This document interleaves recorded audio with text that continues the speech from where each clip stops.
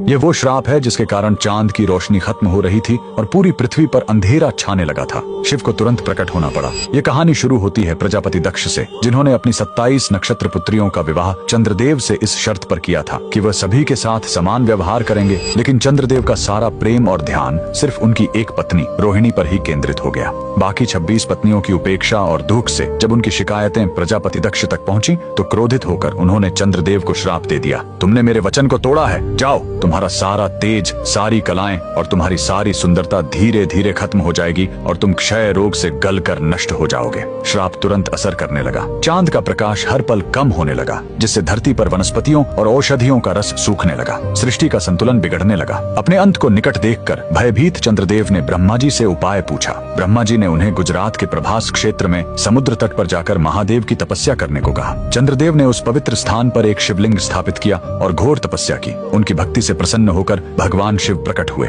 उन्होंने कहा, मैं दक्ष के श्राप को पूरी तरह खत्म तो नहीं कर सकता, लेकिन उसका प्रभाव कम कर सकता हूँ। शिव ने वरदान दिया, तुम कृष्ण पक्ष में 15 दिन क्षीण होगे, लेकिन शुक्ल पक्ष में 15 दिन फिर से पूर्ण हो जाओगे। उन्होंने चंद्र को अपने मस्तक पर धारण कर लिया और चंद्रशेखर कहलाए। और जिस ज्योतिर्लिंग की चंद्र ने पूजा की थी वो सोमनाथ, सोम यानी चंद्र के नाथ के नाम से प्रसिद्ध हुआ। और यही सोमनाथ मंदिर भारत का पहला ज्योतिर्लिंग आज भी गुजरात के वेरावल में उसी समुद्र तट पर शान से खड़ा है, जहाँ चंद्रदेव ने श्राप से मुक्ति पाई थी। लेकिन रुकिए, इस मंदिर का एक और रहस्य है। यहाँ मौजूद बाण स्तंभ यह बताता है कि यहाँ से लेकर दक्षिणी ध्रुव तक समुद्र के रास्ते में कोई जमीन नहीं है। भगवान शिव के भक्त कमेंट में हर हर महादेव जरूर लिखें।